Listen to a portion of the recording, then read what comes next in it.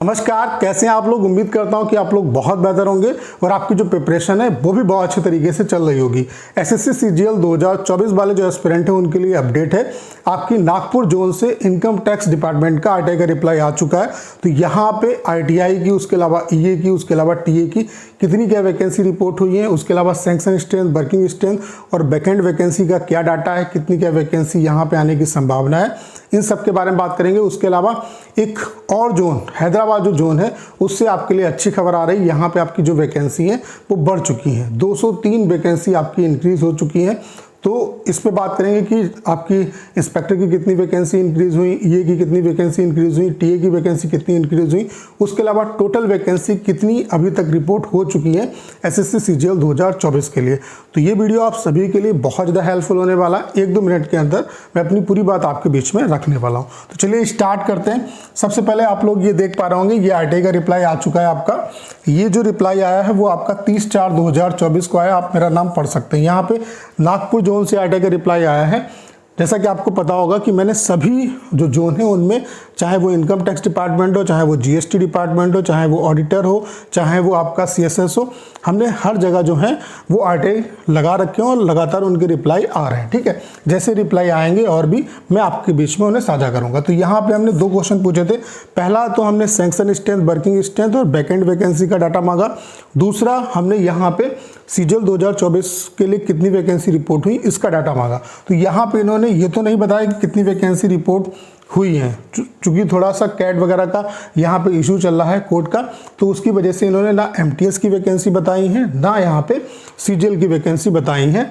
मतलब इस particular department में, इस पार्टिकुलर जोन में इनकम टैक्स डिपार्टमेंट की कितनी क्या वैकेंसी 2024 के लिए आ रही है उसके बारे में नहीं बताया। लेकिन यहाँ पे सैंक्शन स्ट्रेंथ, वर्किंग स्ट्रेंथ और बैकेंड वैकेंसी का डाटा दिया है। चाहे वो आपका आरटीआई का हो, चाहे वो टीए का हो, चाहे वो आपका ईए का हो, उसका डाटा हमारे पास आ चुका है। और उसके अलावा एमटीएस का भी डाटा आ चुका है। तो यहाँ पे कितनी क्या वैकेंसी वैकेंट है वो आप देख सकते हैं। ये कंप्लीट डाटा है। यहाँ पे ये पोस्ट दी हुई है। उसके अलावा यहाँ पे सैंक्शन स्ट्रेंथ दी है, वर्किंग स्ट्रेंथ, उसके अलावा यहाँ पे सुपर जो एनुएशन है उसका डाटा दिया है, बीआरएस का डाटा दिया है, डिसमिसल का डाटा दिया है। उसके अलावा जो प्रमोशंस के थ्रू वैकेंसी कितनी क्या भरी गई है उस सब के बारे में यहाँ पे बताया हुआ। ठीक है, तो ये जो वैकेंसी है ये तो आपकी ग्रेड ए की वैकेंसी हमारे काम की नहीं। ठीक है, उसके अलावा ग्रेड बी, ये भी गेस्टेड वैकेंसी, ये भी हमारे काम की नहीं। हमारे काम की ये वाली वैकेंसी है।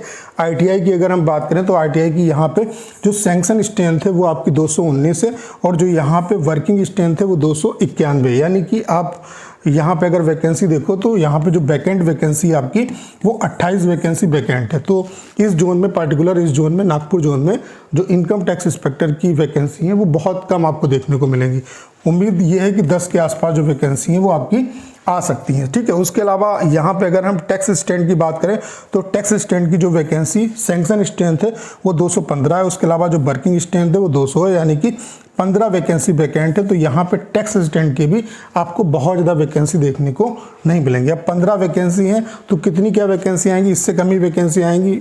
5-7 के आसपास जो वैकेंसी है वो आपकी यहाँ पे आ सकती है। ठीक है, उसके अलावा अगर हम यहाँ पे एलडीसी की भी जो वैकेंसी है वो भी आई है। जो सीएचएसएल वाले बच्चे हैं वो देख सकते हैं एलडीसी की यहाँ पे जो बैकेंड वैकेंसी है वो 5 है इस पार्टिकुलर जोन में। ठीक है, चूँकि एलडीसी में भी इनकम टैक्स की एक वैकेंसी आती है। ठीक है, एमटीएस की अगर हम बात करें तो एमटीएस की यहाँ पे जो सैंक्शन स्ट्रेंथ है वो आपकी 185 है और जो वर्किंग स्ट्रेंथ है वो 139 है। तो यहाँ पे एमटीएस की भी जो वैकेंसी है वो काफ़ी कम है। ठीक है, तो ये आपका एक आरटीआई का रिप्लाई आया है नागपुर जोन का। यहाँ पे वैकेंसी जो है वो काफ़ी कम है। ठीक है, उसके अलावा अगर हम बात करें, जो अच्छी खबर है आपके लिए वो आ रही है हैदराबाद जोन से। हैदराबाद में आपकी इंस्पेक्टर की जो वैकेंसी थी, पहले 39 रिपोर्ट हुई थी, ये आपकी बढ़ चुकी है, 204 हो चुकी है। उसके अलावा ईए की वैकेंसी 0 थी, ये बढ़ के आपकी 11 हो चुकी है। टीए की वैकेंसी 51 थी, ये आपकी 78 हो चुकी है।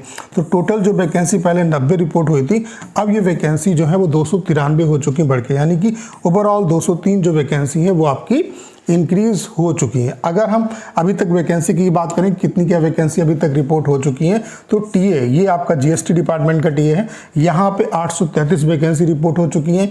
ईए की अगर हम बात करें तो 64 वैकेंसी अभी तक रिपोर्ट हो चुकी है। इंस्पेक्टर, जीएसटी इंस्पेक्टर की बात करें तो 1557 वैकेंसी अभी तक रिपोर्ट हो चुकी है, जो कि सीजीएल 2022 से कहीं ज़्यादा है, ठीक है। उसके अलावा प्रिवेंटिव ऑफिसर की अगर बात करें तो 258 वैकेंसी रिपोर्ट हो चुकी हैं। एग्जामिनर की अगर बात करें तो 42 वैकेंसी रिपोर्ट हो चुकी हैं। ITI की बात करें तो 10 वैकेंसी रिपोर्ट हो चुकी हैं। उसके अलावा इनकम टैक्स डिपार्टमेंट में TA की अगर बात करें तो 49 वैकेंसी आपकी रिपोर्ट हो चुकी है, ठीक है। GST डिपार्टमेंट में डाटा अभी जो है अच्छी मात्रा में आया है। इनकम टैक्स डिपार्टमेंट में अभी ये वैकेंसी बता नहीं रहे हैं। बाकी इनकम टैक्स डिपार्टमेंट का आप ये मान के चलो 10 दिन के अंदर मैं आपको सभी जोन का जो है वर्किंग स्ट्रेंथ, सैंक्शन स्ट्रेंथ और बैकएंड वैकेंसी का डाटा दिखा दूंगा। तो टोटल अभी तक जो वैकेंसी रिपोर्ट हो चुकी है वो 2813 वैकेंसी रिपोर्ट हो चुकी है, यानी कि 2800 प्लस वैकेंसी अभी के सिनेरियो में आपकी रिपोर्ट हो चुकी है।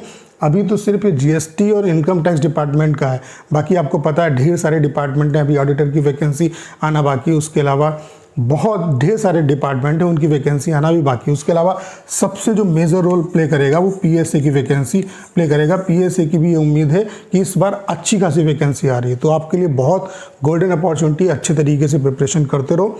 बाकी यहाँ पे मॉक टेस्ट की इंपॉर्टेंस बहुत ज़्यादा है। किसी एक प्लेटफॉर्म पे मॉक टेस्ट मत देना, कम से कम 2 से 3 प्लेटफॉर्म पे आप मॉक टेस्ट देते रहो। बाकी आप मॉक टेस्ट के अलावा, प्रिपरेशन के अलावा टाइपिंग की जो प्रिपरेशन है वो भी साथ साथ करते रहो, क्योंकि जिस दिन आपका मेंस होगा उसी दिन आपका टाइपिंग होगा। हमने आपके लिए कंप्लीट टाइपिंग का सॉफ्टवेयर बना दिया है जिसका इंटरफेस बिल्कुल SSC CHSL CGL जैसा है।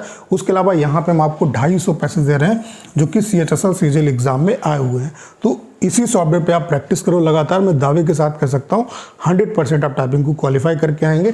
एक दिन का जो डेमो है वो आपका बिल्कुल फ्री है। मैं आप सभी से जरूर कहूँगा एक बार डेमो जो लीजिएगा। डेमो का लिंक डिस्क्रिप्शन और कमेंट बॉक्स में पिन किया हुआ है, वहाँ से आप डेमो दे सकते हैं। और अगर आप डेमो से सेटिस्फाई होते हैं तो अपना जो बेस्ट प्लान है वो परचेज कर सकते हैं। तो उम्मीद करता हूँ सारी जानकारी आप बहुत अच्छे तरीके से समझ पाए होंगे।